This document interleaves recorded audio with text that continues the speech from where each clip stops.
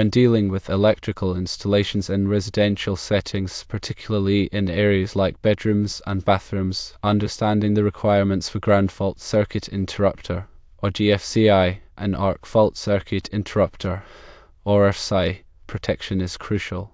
Let's clarify some key aspects based on the National Electrical Code, or NEC.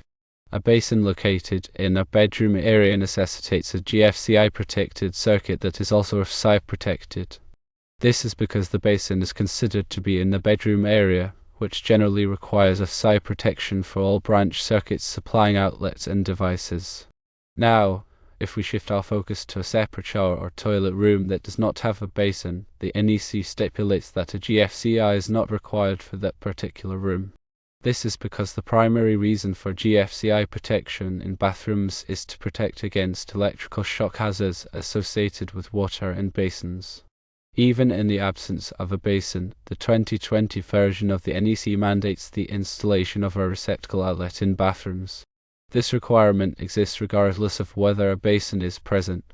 The rationale behind this is to provide a convenient and safe power source for various appliances like hair dryers or electric shavers. The receptacle outlet must be GFCI protected and positioned within 3 feet of the edge of the sink basin if there is one, or within 6 feet of the edge of the tub or shower. So, in a bathroom without a basin, a GFCI protected receptacle outlet must be installed within 6 feet of the shower's edge. Now let's discuss lighting circuits in bathrooms.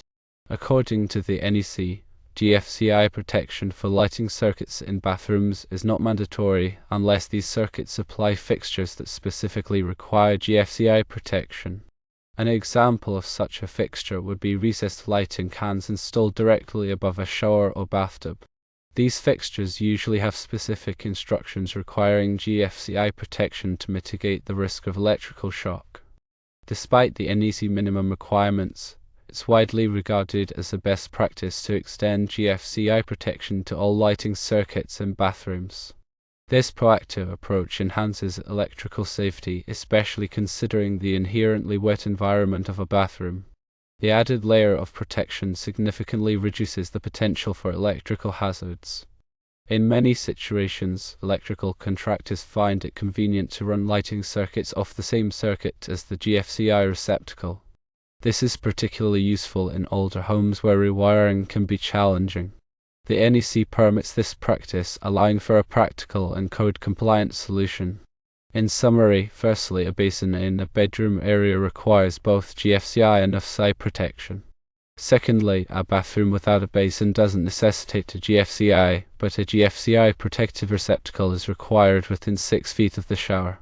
Thirdly, GFCI protection for bathroom lighting circuits is not mandatory unless specified by the fixture requirements, but it's considered a best practice. Fourthly, running lighting circuits off the same circuit as a GFCI receptacle is permissible. Electrical safety is of paramount importance, especially in damp environments like bathrooms. While the NEC provides the minimum standards, going above and beyond those requirements is always a wise decision. Understanding the nuances of GFCI and AFCI protection, receptacle placement, and lighting circuit requirements ensures a safe and compliant electrical installation. The National Electrical Code, or NEC, serves as the cornerstone for electrical installations in residential, commercial, and industrial settings. It's essential to have a solid understanding of its requirements, especially concerning ground fault circuit interrupters, or GFCIs, and arc fault circuit interrupters, or AFCIs, to ensure safety and compliance. Let's delve into some key aspects of GFCI and AFCI protection, receptacle outlets, and lighting circuits, primarily focusing on bathroom and bedroom installations. Firstly, let's consider a scenario where a basin is installed in a bedroom area. According to the NEC, the GFCI protecting this basin should also be on an AFCI protected circuit. This is because bedroom circuits typically require AFCI protection to prevent electrical fires caused by arc faults. The dual protection of GFCI and AFCI ensures safety against both electrical shock and fire hazards. Now, let's shift our attention to a bathroom that does not have a basin. In such cases, the NEC does not mandate GFCI protection for the bathroom itself. However, it's crucial to note that the absence of a basin does not eliminate the need for a receptacle outlet. 2020 NEC and subsequent editions require a receptacle outlet in all bathrooms, regardless of whether a basin is present. This receptacle outlet must be GFCI protected and located within a specific distance from a water source. Specifically, the receptacle should be within 3 feet of the edge of the sink basin if there is one, or within 6 feet of the edge of the tub or shower. Therefore, even in a bathroom without a basin, a GFCI protected receptacle outlet must be installed within 6 feet of the shower's edge. Moving on to lighting circuits, the NEC stance is that GFCI protection is not generally required for bathroom lighting circuits. The exception to this rule is when the lighting fixtures are installed in locations where GFCI protection is specifically mandated, such as within a shower or bathtub enclosure. For instance, recessed lighting cans installed directly above a shower or tub typically require GFCI protection to prevent electrical shock hazards.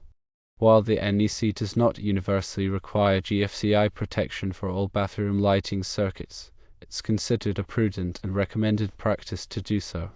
This is especially true in bathrooms where moisture levels are consistently high, increasing the risk of electrical shock.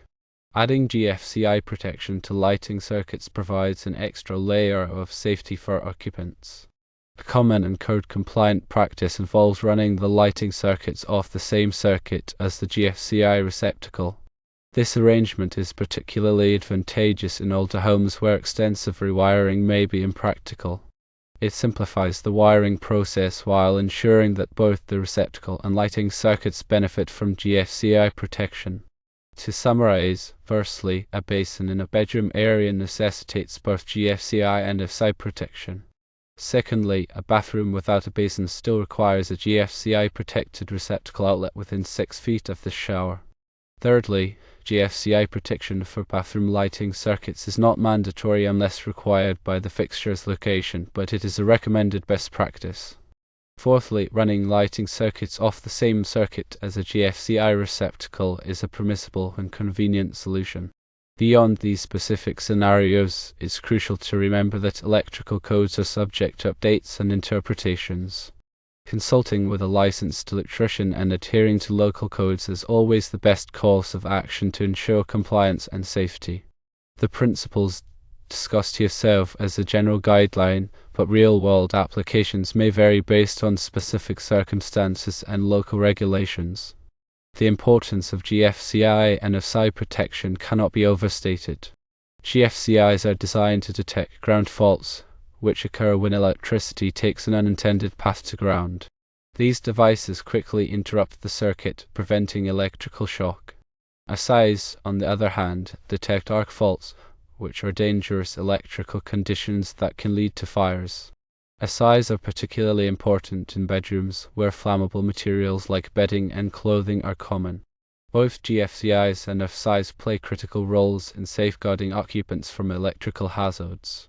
When planning electrical work, it's essential to consider the specific requirements of each area, including bathrooms and bedrooms. Bathrooms are inherently damp environments, making GFCI protection paramount. Bedrooms, with their increased risk of arc faults, benefit significantly from AFCI protection. By carefully considering these factors and adhering to the NEC and local codes, you can create a safe and compliant electrical system. Remember to always consult with a qualified electrician for any electrical work. Electrical work can be dangerous, and it's essential to have the expertise of a professional to ensure that the job is done correctly and safely. Do not attempt to perform electrical work if you are not properly trained and qualified. Electrical safety is not just a matter of code compliance, it's a matter of life safety. Taking the necessary precautions and following best practices can prevent electrical accidents and save lives. The information provided here is for educational purposes only and should not be considered a substitute for professional electrical advice. Always consult with a licensed electrician for any electrical work or questions. Param fault circuit interrupters, or GFCIs, and arc fault circuit interrupters, or AFCIs, are vital safety devices in modern electrical systems. They are designed to protect against two of the most common electrical hazards: electrical shock and electrical fires. GFCIs work by monitoring the current flowing in a circuit. If there is a difference of as little as 5 milliamps between the incoming and outgoing current, the GFCI will trip, quickly cutting off power to the circuit. This happens because the difference in current indicates that some of the electricity is leaking to ground, potentially through a person. AFCIs, on the other hand, detect arc faults, which are dangerous electrical conditions that can cause fires. Arc faults occur when electricity jumps from one conductor to another, creating a spark. This can happen due to damaged wiring, loose connections, or faulty appliances. AFCIs are designed to detect these arc faults and quickly interrupt the circuit, preventing a fire.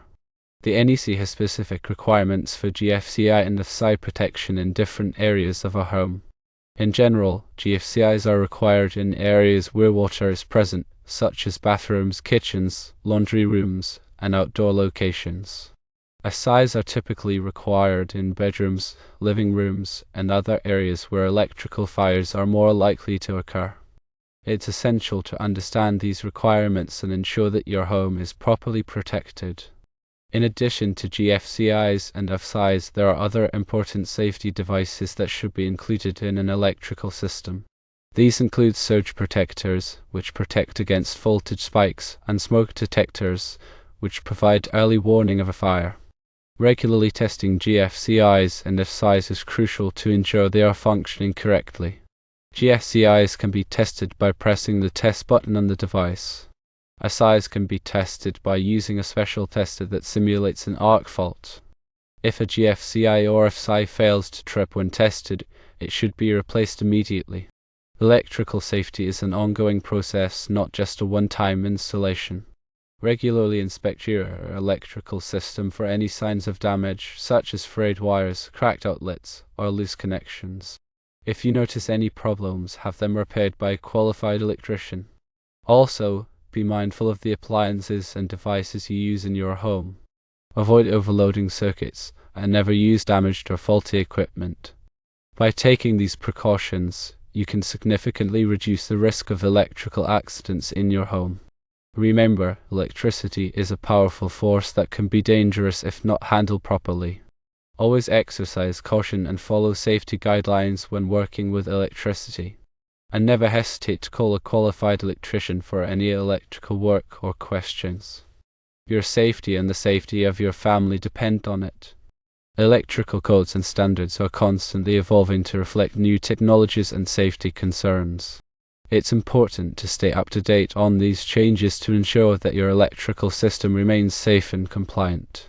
Consulting with a licensed electrician and regularly reviewing the NEC are excellent ways to stay informed. Furthermore, consider taking electrical safety courses to enhance your knowledge and skills. These courses can provide valuable hands-on training and teach you how to identify and address potential electrical hazards. Education is a powerful tool for preventing electrical accidents and promoting a safe electrical environment. Finally, remember that electrical safety is a shared responsibility. Encourage your family members and friends to learn about electrical safety and to take precautions to prevent electrical accidents. Together, we can create a safer world for everyone.